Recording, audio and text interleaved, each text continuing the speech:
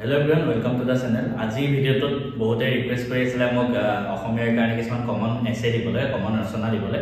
প্ৰথমতে কৈ থম ভিডিওটোত এনেকুৱা নহয় কি মই যি এখন ৰচনা কম সেইকেখনে গৈ পৰীক্ষাত আহিব। কিন্তু তোমালোকে মই যি এখন ৰচনা কম সেইকেখন এটলিষ্ট চাই যাবা। ইয়াৰ পৰা অহাৰ সম্ভাৱনা আছে, ঠিক আছে? আৰু মই এইটো কাৰণে এইটো ভিডিও বনাই আছো কাৰণ মোৰ ইমানখিনি কনফিডেন্স আছে যে মই লাষ্ট 2 বছৰত মই যিমানবিলাক ৰচনা মানে আহিব বুলি কৈছিলো তোমালোকক হেনেকুৱা ধৰণে আহিছিলে। আৰু হেতু কাৰণে মই আজি ভিডিওটো বনাই আছো।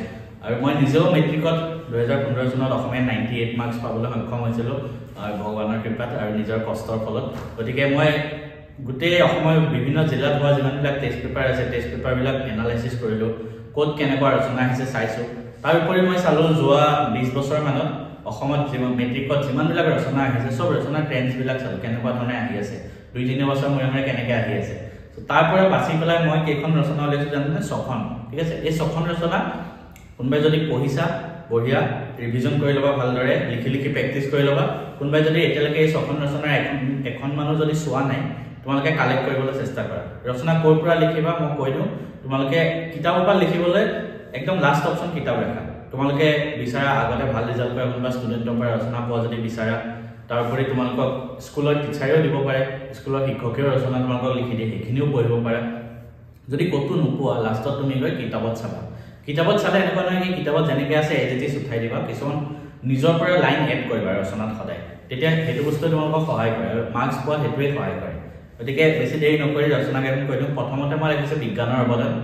বিজ্ঞানৰ অৱদান বুলিও আহিব পাৰে বা এনেকুৱা আহিব পাৰে যে দৈনন্দিন জীৱনত বিজ্ঞানৰ প্ৰভাৱ, তেনেকুৱা ধৰণৰ আহিব পাৰে। গতিকে এই ৰচনাখন ভালকৈ চাবা। প্ৰথম বিজ্ঞানৰ অৱদান। সেকেন্ডত তোমাৰ প্ৰিয় গ্ৰন্থ। তোমাৰ প্ৰিয় গ্ৰন্থ পৰীক্ষাত আহিব তোমাৰ প্ৰিয় গ্ৰন্থ বুলি, তুমি লিখোতে হেডলাইনত মোৰ প্ৰিয় গ্ৰন্থ বুলি লিখিবা হা, হেতু কিন্তু মাৰ্কস কাটি দিব নহলে নিলিখিলে। ৰে পৰীক্ষাত কোৱেশ্চন পেপাৰ তোমাৰ প্ৰিয় গ্ৰন্থ বুলি লিখিব, ওপৰত লিখোতে মোৰ প্ৰিয় গ্ৰন্থ তেনেকৈ ডেছ দি পেলাই লিখিবা। থাৰ্ডত আছে পৰিৱেশ প্ৰদূষণ আৰু প্ৰতিকাৰ।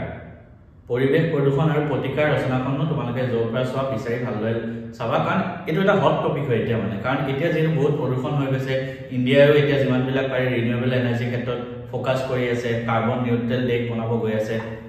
গতিকে পৰিৱেশ প্ৰদূষণ আহাৰ চান্স আছে। 4 নম্বৰত ৰাখিছো প্ৰিয় সাহিত্যিক। তোমাৰ প্ৰিয় সাহিত্যিক বুলি পৰীক্ষাত আহিব, তোমালোকে লিখিবা মোৰ প্ৰিয় সাহিত্যিক। 5 নম্বৰত ৰাখিছো তোমাৰ জীৱনৰ লক্ষ্য। তোমাৰ জীৱনৰ লক্ষ্য বুলিও আহিব পাৰে, তোমালোকে হেডিঙত লিখিবা মোৰ জীৱনৰ লক্ষ্য। আৰু 6 নম্বৰত ৰাখিছো অসমৰ প্ৰাকৃতিক সম্পদ। অসমৰ প্ৰাকৃতিক সম্পদখনো আহিব পাৰে। মই আকৌ এবাৰ চিৰিয়েলি কৈ দিওঁ, বিজ্ঞানৰ অৱদান, তোমাৰ প্ৰিয় গ্ৰন্থ, পৰিৱেশ প্ৰদূষণ আৰু প্ৰতিকাৰ, তোমাৰ প্ৰিয় সাহিত্যিক, তোমাৰ জীৱনৰ লক্ষ্য, অসমৰ প্ৰাকৃতিক সম্পদ। এই 6খন ৰচনা যদি এতিয়ালৈকে কোনোবা এখনো চোৱা নাই কাইলৈ গৈ চাই লোৱা আৰু